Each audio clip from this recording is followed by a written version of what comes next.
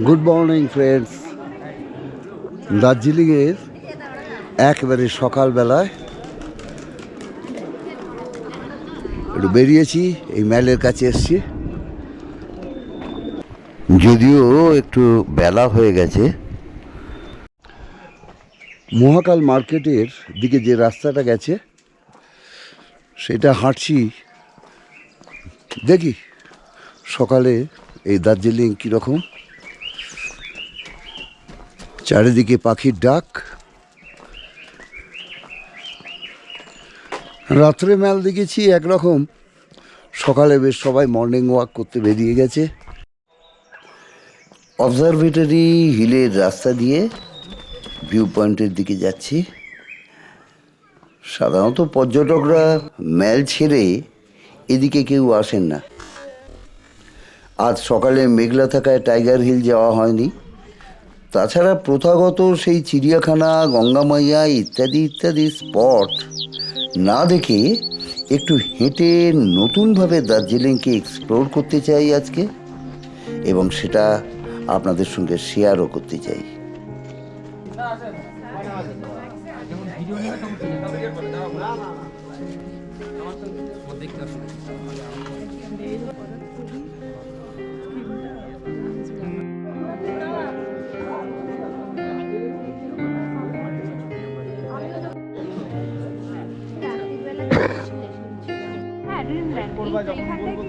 বাবার কাছে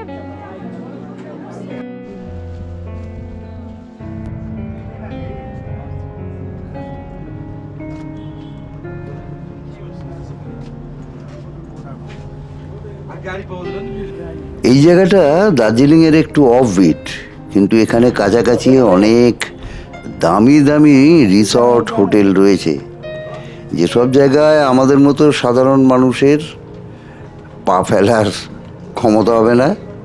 3,000, 4,000, 5,000 এরকম সব রেট। যাই হোক, জায়গাটা দারুণ, খুব সুন্দর লাগছে।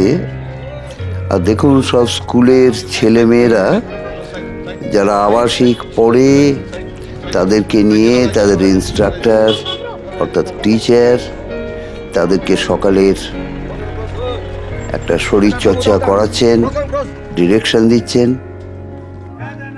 এখানকার স্কুলগুলো খুব বিখ্যাত।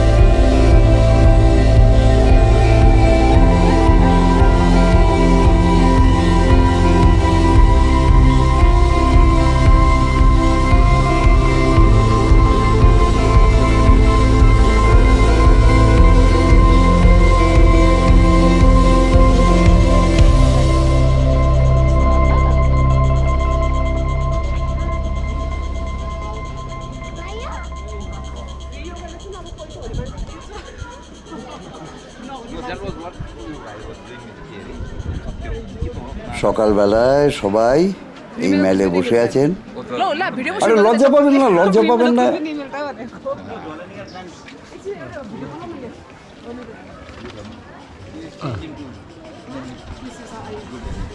যে ডুপ্লেক্স ঘরটায় রয়েছি সেখান থেকে দেখুন, জানলা দিয়ে এই মাউন্টেন ভিউ রয়েছে। এই ঘরটা আগে দেখানো হয়নি। এটাও 600 টাকা করে, 4 জন রয়েছি, 4 6 2400। এই নিচে বেড রয়েছে, নিচে 2 জন শুতে পারে, আর এই বাথরুম। আর এই ওপরে 2 জন শুতে পারে। আমি আর রাজু এখানে শুয়েছিলাম, আর নিচে শুয়েছিল আমার বোন আর ভাগ্নি মানে ফেলুদি। ওহ, ফেলুদার কি ফ্যান, মানে বলে বোঝাতে পারবো না, এইখানে ছিল। যাই হোক, এই ঘরটা খারাপ না, মোটামুটি ভালোই। 600 টাকা করে পার হেড, 2400। দারুণ ভিউ দেবে।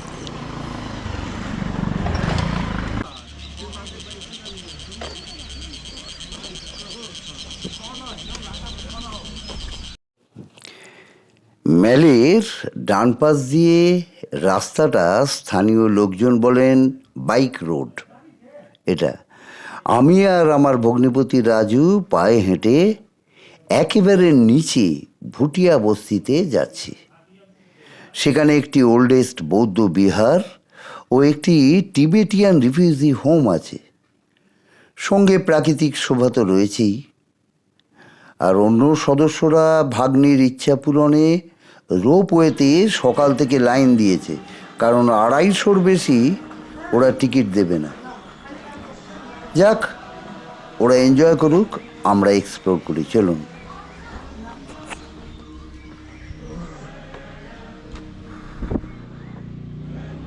আমরা কিন্তু ওই ম্যাল থেকে অনেক নিচে আছি, অনেক। বুঝতে পারছি না যে উঠবো কি করে।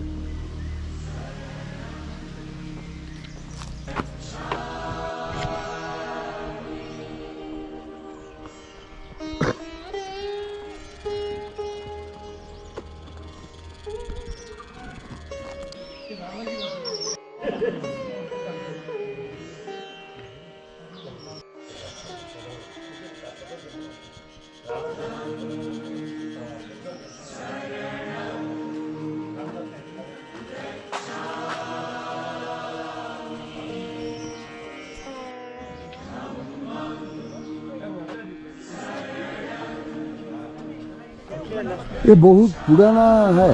हाँ बहुत ये मनुष्य पुराना है। कितने साल के होगा? बहुत पुराना है, 1878 का है। ওরে বাবা, 1878। মূলত সিকিমের নিয়াংমা সম্প্রদায়ের ফোডাং মঠের একটি শাখা এই মঠটি। এটা অবজারভেটরি পাহাড়ে ছিল। 1788 সালের দিকে নেপালি সেনারা এই দেশে ঢুকে ওটা ধ্বংস করে দেয়। 1860-এর দশকে মঠটি ভুটিয়া বস্তিতে স্থানান্তরিত হয়।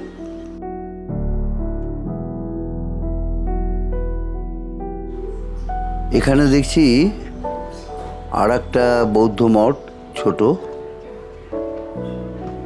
এটার ইতিহাস কেউ বলতে পারলো না। মন্দির এটা হচ্ছে একটা বুদ্ধিস্ট মন্দির।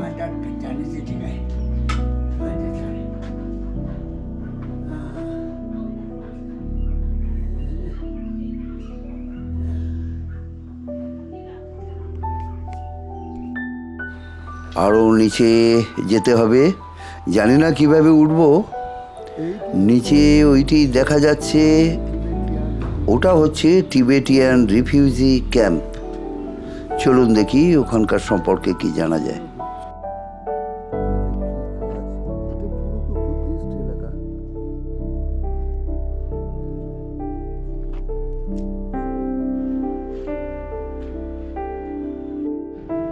তিব্বত থেকে যারা চলে এসছেন তাদেরকে আর কি এখানে এনে এখানে রিফিউজি সেন্টার হয়েছে, এবং এখানে তাদের দিয়ে কাজ করে, এবং ওরা সেলফ হেল্প গ্রুপ, নিজেরাই রোজগার করে। এইটা একটা, এগুলো হচ্ছে টিবেটিয়ানের। এখানে এই জায়গাটি দার্জিলিংয়ের লেবং অর্থাৎ স্থানীয়ভাবে হারমিটেজ নামে পরিচিত। 1959 সালের 2রা অক্টোবরে তিব্বতী শরণার্থী স্বনির্ভর কেন্দ্র স্থাপিত হয়। এটা 1959 সালে স্থানীয় দাতব্য প্রতিষ্ঠানের কাছ থেকে প্রাপ্ত তহবিলে নিয়ে এই কেন্দ্রটা শুরু করেন ঝুডান।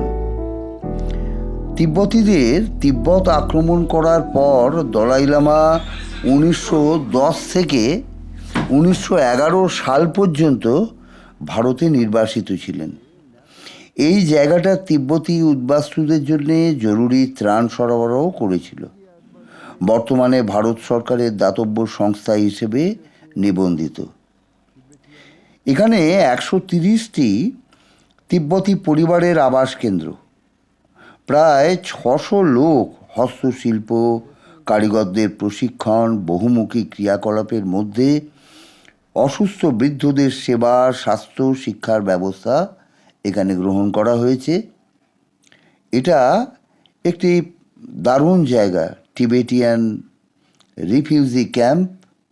এবং দার্জিলিংয়ে যারা আসেন তারাও অনেকে এইখানে আসেন দেখতে। এর কাছেই চা বাগান আছে। তবে আজকে রবিবার বলে এখানে আমরা দেখতে পারলাম না, পরের বার হয়তো এসে আমরা এখানকার কাজ দেখব। এরা এই রবিবার দিন বা শনিবার দিন ওরা বেরিয়ে যান মার্কেটে, তাদের হস্তশিল্প এইগুলো বিক্রি করেন। এটা কিন্তু একটা খুব ভালো জায়গা।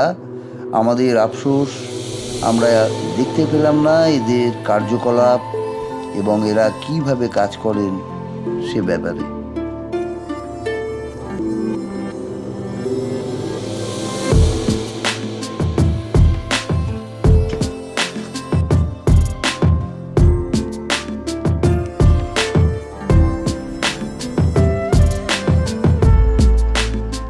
যাব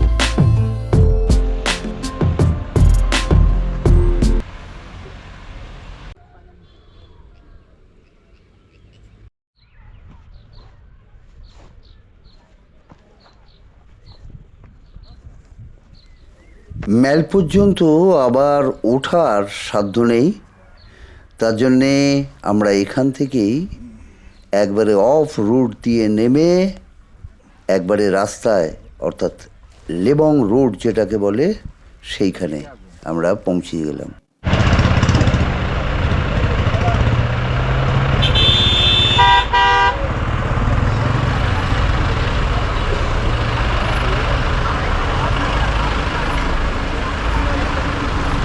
সেই ম্যাল থেকে একবারে নিচে নেমে এসেছি বড় রাস্তার নিচে। এখানে অনেক দোকান রয়েছে, অনেক স্টল রয়েছে। লেবং কাঠ রোডের এই রাস্তা থেকে ম্যাল প্রায় 4 কিলোমিটার। এখানে একটি চা বাগান রয়েছে এবং এই চা বাগানটা দেখার জন্যে ওই সবাই নিয়ে আসে, গাড়িগুলো দাঁড়িয়ে আছে। এই হচ্ছে চা বাগান। এই চা বাগান দেখে হাঁটতে শুরু করব, সামনে যা দেখা যায় সেগুলো দেখব। হাঁটতে হাঁটতে লেবং কাঠ রোডের এই রয় ভিলা, এটা ভগিনী নিবেদিতার স্মৃতিধন্য একটি স্থান। এখানেই তিনি শেষ নিঃশ্বাস ত্যাগ করেছিলেন। নৌকা ডুবছে, কিন্তু আমি এখনো সূর্যোদয় দেখতে পাচ্ছি।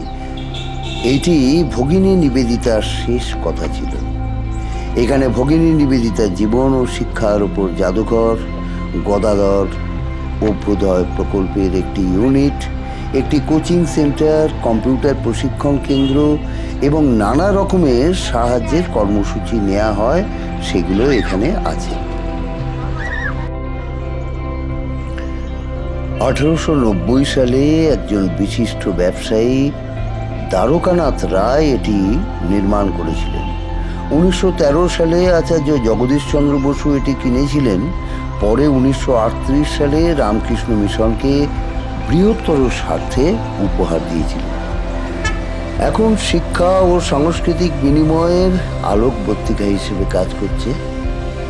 দার্জিলিং চকবাজার থেকে 25 টাকা ভাড়ায় শেয়ার করে বা প্রাইভেট কার 250 থেকে 300 টাকায় দর করে ভাড়া নিয়ে চলে আসতে পারেন। এখানে 1000 থেকে 1200 টাকা ভাড়ায় থাকতেও পারেন। ডিসক্রিপশান বক্সে এর ইমেল এবং ফোন নাম্বার দিয়ে দেবো। এক অপরূপ দৃশ্য।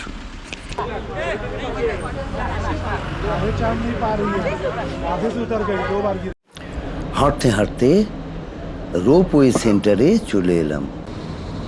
ফেলুদা যেহেতু রোপওয়ে চড়েছে, আমার ভাগ্নি ছোটো মা মানে ফেলুদিকেও চড়তে হবে। ওরা সকাল থেকে লাইন দিয়ে হয়তো এনজয় করছে। আমি একটু কফি খেয়ে বিশ্রাম করে নিই, তারপর একসঙ্গে হোটেলে ফিরব।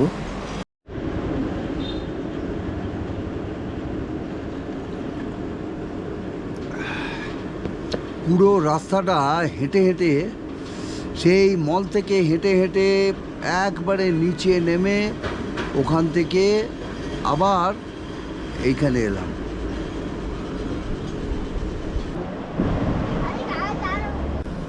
রাস্তায় মোমো দিয়ে লাঞ্চ সেরে আবার একটু ফ্রেশ হয়ে মেলে। আগামীকাল দার্জিলিং ছেড়ে পেশকের দিকে যেতে হবে। রিভার রাফটিং করার শখ আমার ছোট মায়ের, তাই আজ একেবারে দার্জিলিংকে মনে প্রাণে আলিঙ্গন করে নিয়ে ফিরতে চাই। চারিদিকটা একবার ঘুরে দেখে নিই, যাতে স্মৃতিকোণায় থাকে আর আপনাদেরকে আমি আমার শেয়ার করতে পারি আমার অনুভবটুকু। আর দার্জিলিং এলে, যদিও সব কিন্তু কলকাতা থেকে এখানে আসে, কিন্তু দার্জিলিং এলে দার্জিলিং থেকে কেনাকাটা হবে না, এটা মনে হয় আমাদের ধর্মগ্রন্থেও লেখা নেই। সুতরাং মেয়ে সদস্যরা, আমার মাইমা, তারপর আমার বোনেরা, এরা সব মানে কেনাকাটা করতে চলেছে, সঙ্গে আমরা একটু ঘুরছি। আর এই ক্যাভেন্ডার্সে আমরা ঢুকতে পারলাম না, কারণ 8টা বেজে গেলে ক্যাভেন্ডার্সে খাওয়া যাবে না কফি। তাই দেখি কাছাকাছি এই ফিয়েস্টায় আমরা কফির খাওয়াটা সেরে নিই।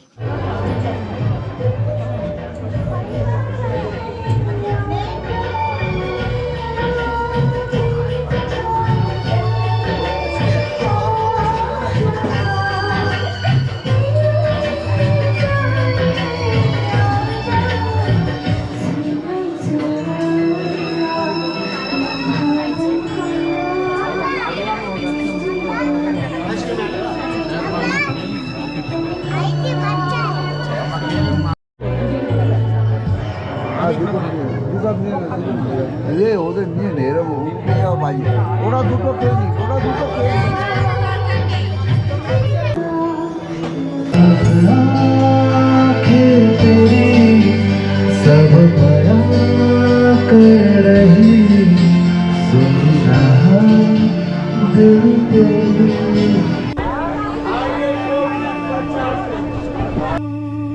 সুপ্রভাত বন্ধুরা, শেষবারের মতো আমরা অবজারভেটরি হিল ভিউ পয়েন্টে ঘুরে আমরা এবার ফিরব। সব গোছানো হয়ে গেছে, জাস্ট গাড়ি আসবে আর আমরা এইবার যাব পেশকের দিকে। একবার দার্জিলিংটাকে শেষবারের মতো দেখে নিই। এই হচ্ছে দার্জিলিং ম্যাল। সব দোকান বন্ধ, এই দোকানগুলো আমরা দেখতে পেলাম না। ক্যাভেন্ডার্সে আজকেও চেষ্টা করেছিলাম, কিন্তু উপরে একটা প্রি ওয়েডিং শ্যুট চলছে, তার জন্যে আজকেও ক্যাভেন্ডার্সে ওর খাওয়া হলো না, কারণ ফেলুদা ক্যাভেন্ডার্সে কফি খেয়েছে। সুতরাং আমার ছোটো মা ফেলুদি, অর্থাৎ তাকে খাওয়ার দরকার ছিল। যাক, পরের বার হেলে দেখা যাবে। লাইন পড়েছে, কিন্তু আজকে হলো না। অগত্যা বিফল মনোরথ হয়ে আমরা এইবার পেশকের দিকে রওনা দেব। হোটেলে গরম গরম লুচি, তারপর কাবলি ছোলার ঘুগনি, এসব খেয়ে চা খেয়ে এইবার আমরা যাব গাড়ি স্ট্যান্ডের দিকে। সব মালপত্র নিয়ে বেরোতে হবে। মোটামুটি এই হোটেলের খাওয়া দাওয়াটা খুব ভালো, আপনারা আসতে পারেন। এই হোটেলের সব ঠিকানা এর আগের পর্বে দিয়ে দিয়েছি ডেসক্রিপশন বক্সে। ফেলুদা দার্জিলিংয়ে গন্ডগোল করে আমরা এইবার পেশকের দিকে রওনা দিচ্ছি। Bye bye Darjeeling. এখানকার তদন্ত আমাদের কাছে এই যে ফেলুদি আছে, এই ফেলুদি হচ্ছে খুব ফেলুদার ফ্যান। হ্যাঁ, সুতরাং এই এখান থেকে তদন্ত করে আমরা এবার যাচ্ছি পেশক। চলুন রাস্তায় দেখা হবে।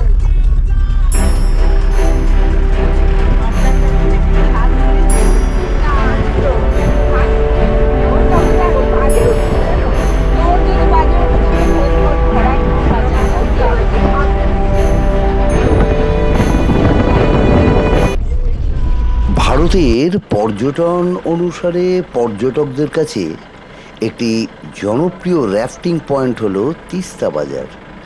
দার্জিলিং থেকে 1.5 ঘন্টা গাড়িতে, কিন্তু মূল পয়েন্ট বন্ধ থাকায় অগত্যা মাঝামাঝি অস্থায়ী একটি পয়েন্ট থেকে আমরা 3,000 টাকার বিনিময়ে রিভার র্যাফটিং করে আশ মেটাবো স্থির করলাম। উঠে পড়েছি সবাই, সবার খুব আনন্দ হচ্ছে, উত্তেজনা হচ্ছে। অগত্যা ভাগীরথীতে যেভাবে নৌকো চাপা যায় ঠিক সেই রকমই আমরা এই তিস্তাতে চড়ছি, তাও রিভার রাফটিং অগত্যা। চলুন দেখি, এনজয় করি একটু।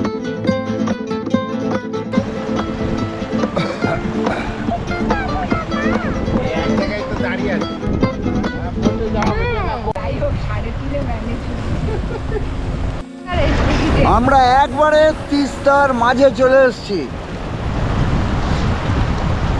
রিভার রাফটিং চলছে, সবাই একবারে প্রথমে ভয় পাচ্ছিল, কিন্তু এই ফেলুদির জন্য সম্ভব হলো।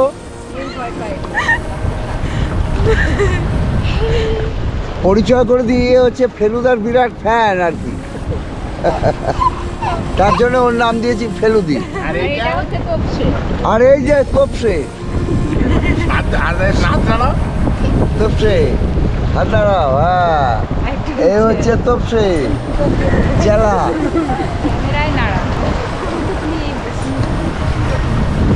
হ্যাঁ সেই তো, দাঁড়া এইগুলোও তো দিতে হবে।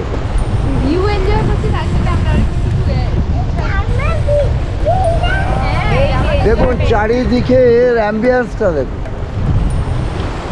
কি অসাধারণ। একদিকে তিস্তা, তার দুদিকে হচ্ছে সবুজ সমারোহ, এইদিকে হচ্ছে হোটেলগুলো রয়েছে, ওইদিকে পাহাড়। তোমার নাম কি বলো বলো? হ্যাঁ নেহাল। আপনার নাম? সোন আর নেহাল আমাদের সঙ্গে রয়েছে, তার জন্যই ভরসা পেয়েছে। যে এর অবস্থা খুব খারাপ হয়ে গেছিল।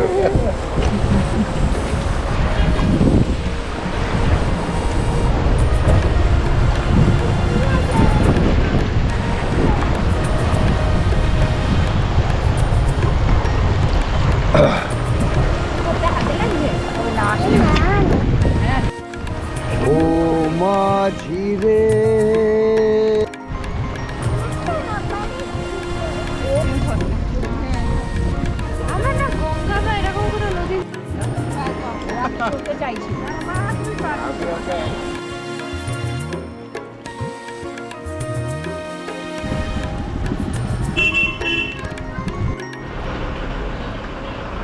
গোরখালি হোমস্টেতে আমরা এলাম পেশকে।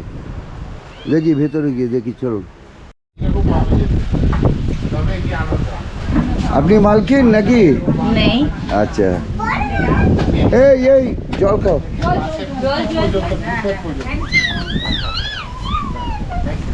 সুন্দর সাজানো, বাহ খারাপ লাগছে না। এখানকার আতিথেয় তো দারুণ। আসার সঙ্গে সঙ্গে আমাদের জল পরিবেশন করলেন।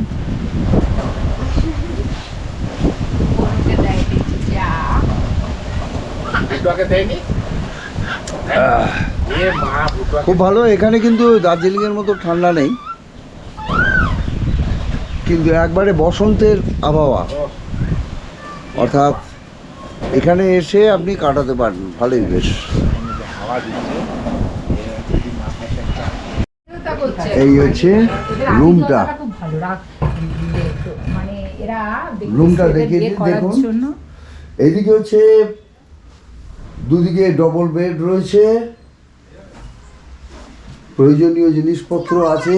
আর বাথরুমটা একবার দেখিয়ে দিই। এই হচ্ছে বাথরুম, বাথরুমটাও বেশ স্পেশিয়াস আছে। এখানে গিজার, ভালোই বেশ। এবং এদের আতিথেয়তা কিন্তু সত্যি দারুণ আতিথেয়তা।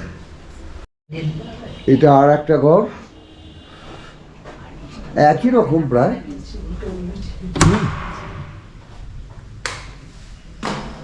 একই রকম ঘর, সব সেম। সুগন্ধি চালের ভাত, ডিম, সবজি, বরবটি টরবটি দিয়ে আর একটা আলু ভাজা, এইসব দিয়ে লাঞ্চ করে রেস্ট নেব। এর পরের পর্বে পেশকে কি কি দেখা যায় সে সম্পর্কে জানাবো।